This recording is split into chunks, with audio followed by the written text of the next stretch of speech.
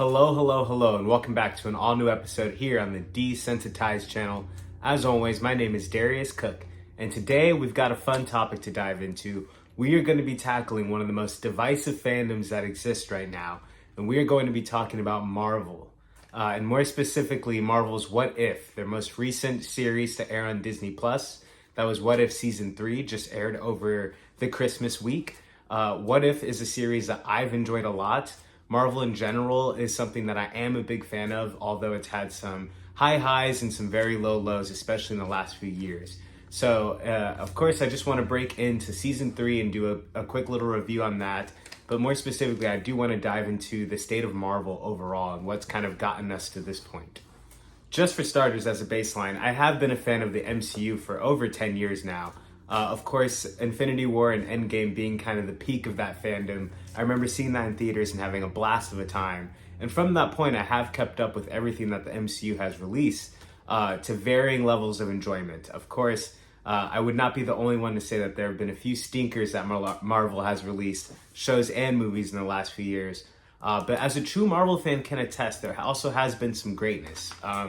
In particular, the last few series to air being Loki and Agatha All Along, I think those are great series. And What If Season 1 and Season 2 were already my favorite projects in the MCU as far as all the series were concerned. And so, with those two series teeing me up right into What If Season 3, I was very excited. I'm an animation fan, I'm an MCU fan, and so What If is kind of this perfect level of storytelling to have fun within this universe that I do so enjoy, while also giving me some animated greatness and each episode coming with its own unique flair. So I can positively say that Seasons 1 and Season 2 of What If are some of my favorite projects from the MCU. However, I'm disappointed to say that after seeing Season 3 now, I'm a little disappointed. It's not terrible, it's not as bad as, let's say, the Marvels, or even Doctor Strange in the Multiverse of Madness, or Thor Love and Thunder. I think those are the... If Endgame is the peak of Marvel cinema, those are definitely the trough of Marvel cinema. But What If definitely does not go to those low lows. What If is still a very solid thing to watch. But coming off the high of the first two seasons of What If and just watching Agatha All Along, I was thinking that Marvel was really cooking with steam. And X-Men 97, that's another animated Marvel project that's come out as of recent that I was such a big fan of. But it feels like some of the care and passion that was put into Seasons 1 and 2 of Marvel's What If was not given for Season 3. So Marvel What If Season 3 jumps right back into its typical setup where we're introduced to our same characters with a slight twist to see how things change. The first episode was one that we saw Bruce Banner's Hulk interacting with Sam Wilson's Captain America. This was an interesting dynamic. It was interesting to see these characters play off each other, and I did think that they had chemistry. However, I think this was maybe not the best episode to start the season with. It was a cool concept. I appreciate that they were trying to do some like Power Rangers or Voltron come together machine combination towards the end of the episode. I thought that was fun. And the twist at the end of this episode where the Hulk ends up becoming this Godzilla-like creature and then going back into the ocean, I thought was a good button to it. But overall, there was just something about the writing that felt flat. There was some chemistry between Bruce Banner and Sam Wilson at the beginning of the episode, but I felt like that was largely lost as we moved through the episode. We were getting different cameos of characters, but their portrayals in this animated format just fell a little flat for me. This episode had me checking my phone throughout, even though on paper there are beats in this episode that I in particular should be very interested in. Episode 2, however, is actually one of the highlights of the season in my opinion. This is the episode where Agatha and Kingo come together to take on Hollywood. In this universe, Agatha, instead of just becoming a conniving witch, she is still a witch, but she decides to work in Hollywood in order to acquire her power and whatnot. This was a fun episode because it had a lot of great animation moments that were literally just like, we see a dance battle where she's doing like 1960s Hollywood-style dancing against Kumail Nanjiani's Kingo's character, who's doing like a Bollywood dance number. And we see this go back and forth as like a little competition. I thought this was great. My eyes were just feasting. One thing that Season 3 of What If does do well is its animation. It's very consistent, and it always gives you something interesting and fun to look at. I've come to really appreciate the What If art style. It was something that I didn't maybe love in season one, but over time it has grown on me.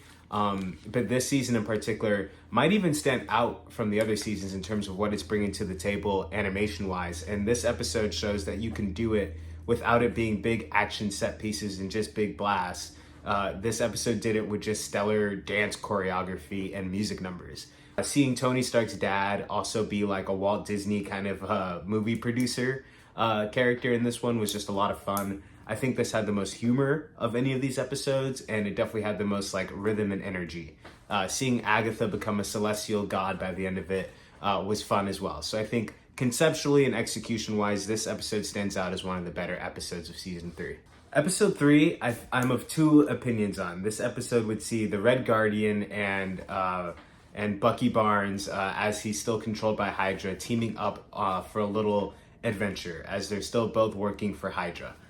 This was fun because David Harbour is just a great Red Guardian. I think that character comes with a lot of humor, and then seeing him kind of in his prime was a lot of fun. But I think that's where the fun ends for this episode. I don't think that Bucky was well realized. I don't think that his character matched what his character was like during the Winter Soldier or any movies that we've seen this character while he was under control. He seemed to be having too much fun and it was too self-aware, even though he was supposed to be under control the whole time. I might be nitpicking here, but just tonally, this one felt the most out of place. Even though on paper I really appreciate like the buddy cop kind of adventure story that they planned out for these characters, and I think there was like a good rhythm there, and some good humor here and there. But overall, it just felt out of place. It felt like this is a great concept on paper, but that the writers didn't write the characters super well to match their on-screen counterparts. I think the best episodes of What If feel like you're actually taking the characters from the movie that we saw, changing these circumstances, and they're reacting accordingly. Unfortunately, I don't feel like this episode accomplishes that. Next episode is another highlight of the season. I'm honestly going to say that this is probably my favorite episode of the season. And it's one that on paper I did not think I was going to enjoy very much at all. This would be episode 4 of What If. This is what if Howard the Duck, I guess, marries Kat Dennings' character from Thor 2 Dark World. Very interesting. Kat Dennings' character has like had a recent resurgence within the MCU. She was in WandaVision live action series. And then What If Season 2, we saw her appear in the episode where Thor throws an intergalactic party on Earth and has a battle with Captain Marvel. So we see her pop up in that episode. We see the little moment of flirtation between Howard the Duck and Kat Dennings' character. And so they picked up that plot line a little bit down the line here. They're like married and having a baby. This baby is birthed out of her stomach as a big egg, as it is a human and a duck combination. And then this ends up being a prophesized convergence that sparks the interest and intrigue of every notable faction within the MCU universe. And so we get a cosmic romp of every, like I said, faction or group that we are aware of in the MCU, all going after this egg. And it's a wild goose chase to get this egg. And then we're following the story from Howard and Kat Dennings' character's point of view as they try to protect their baby. A lot of fun, great humor, genuinely good action, and the cameos were crazy.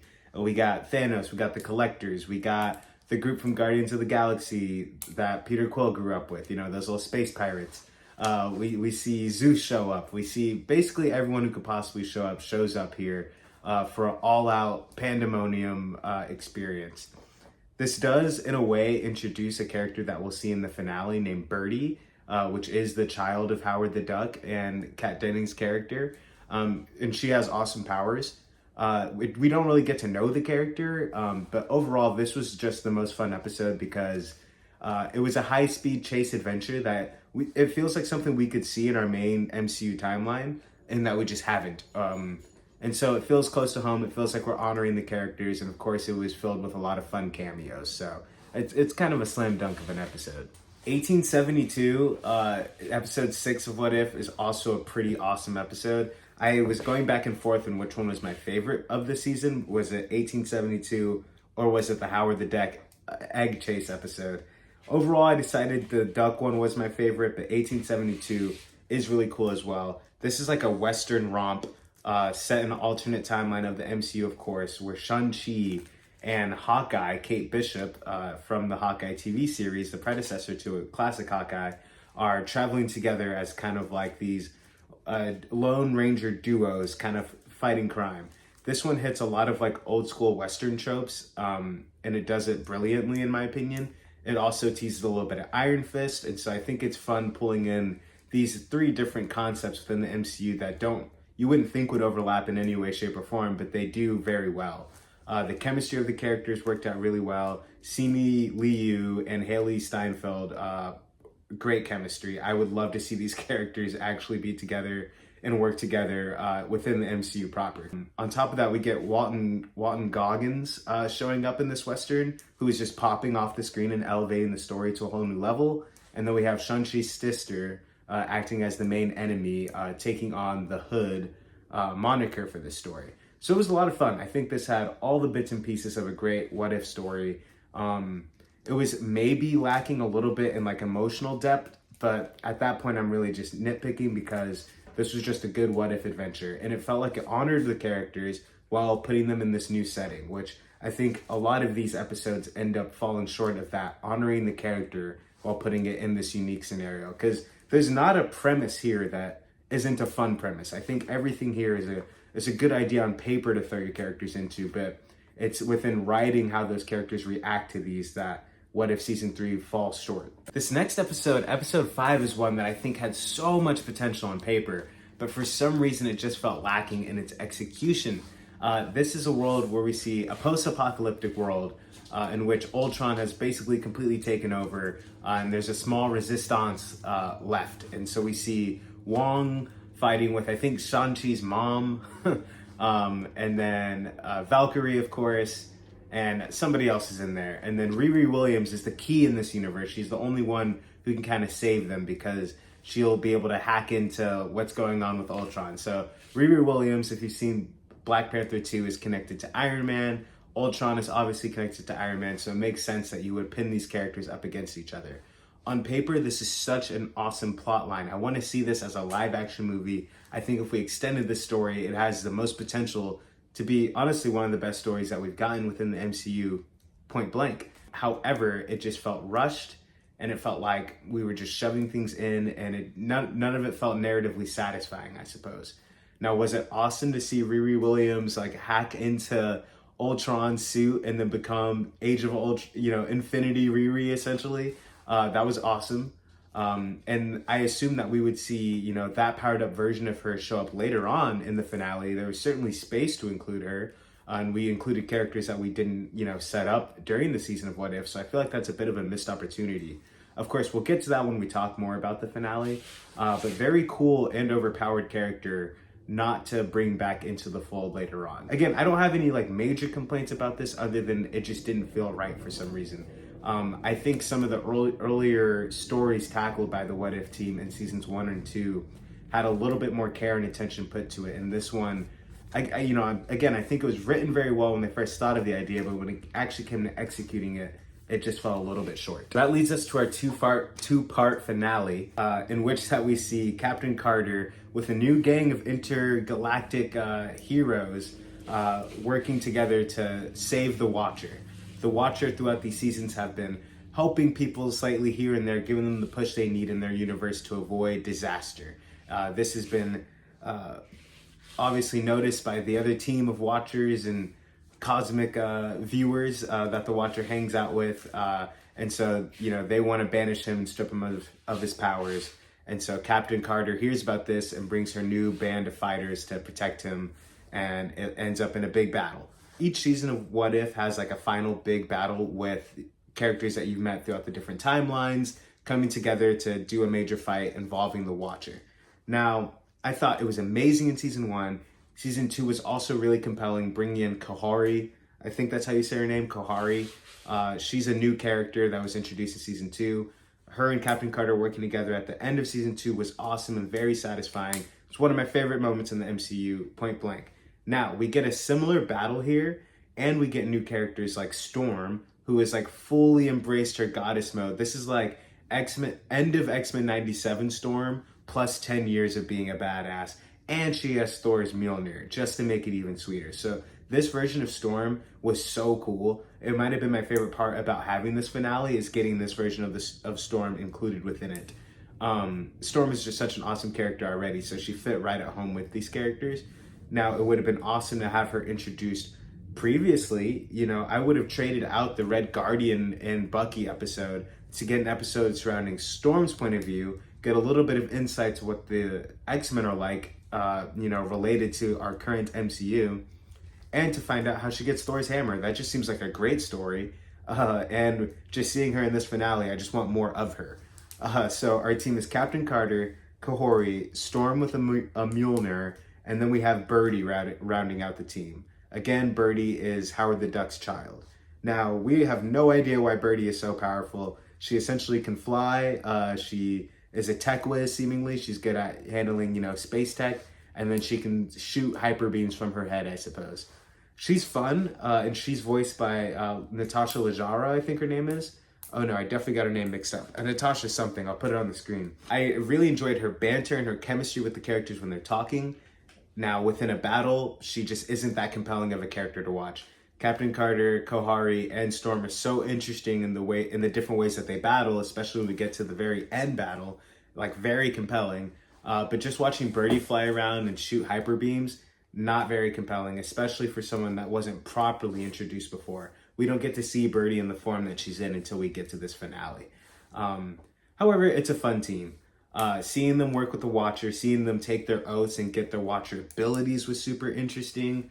You know, I wish that, you know, by the time we get to the last episode, there was some great fight choreography towards the beginning of it. But once we move on, once we get to the second half, you know, middle part of that episode and onward, we're just watching a big CGI battle. We're just watching the four of them shoot their powerful blasts of different colors at each other, and, you know, craziness ensuing at the end of that. I understand that Captain Carter made some type of sacrifice at the end of this battle to somehow send everyone to this alternate universe where Dark Doctor Strange is the sole person running this universe, and so it strips them of their powers. I understand that's what happened, but that doesn't make me understand how it happened as a viewer. How was Captain Carter able to sacrifice herself? How did that send them into the universe that they needed to go to then?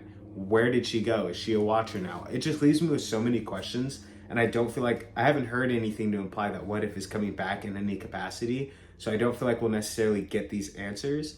And like, sure, it leaves some of our characters like in a somewhat satisfying place by the end of it, but it just doesn't, I don't feel like I understood exactly what happened. When you're as big of a fan of the MCU as I am, and you watch all the shows, you know, I get all these references as I'm watching it, but if I'm not, you know, I'm watching and I'm leaning in, but if I'm not following the narrative exactly what's happening, I think that the storytellers are doing a bad job. I'm not the brightest guy in the world or anything, but I think someone who is a fan of what you're making, who is leaned in and wants to know what's happening and still can't make heads or tails of like how this is happening and it doesn't really make sense, I think that's a bit of a problem.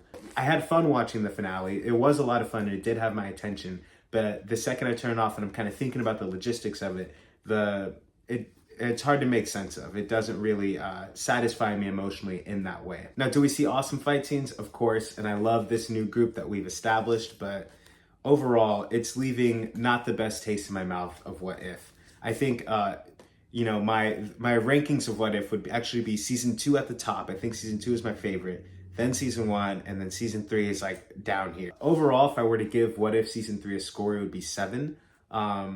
Yeah, because I do still like this. I still enjoy being in this world. But like a 7, like a 7 tops, nothing, not a 7.5, you know what I mean? Just because there are some faults, there are some points where this drags. And again, if you can't sell me, the biggest MCU fan I know, then you're falling a little bit short, because you should be able to get in your fans and more. That should be what you're achieving with this. Yeah, that's pretty much going to bring this video to a close. Sorry, this one is more of a sloppy video. You know, I'm just wanted to hop on and share my thoughts. I didn't really pre-write any of these thoughts as opposed to how I usually handle these videos. But what did you think about What If season 1 or season 3?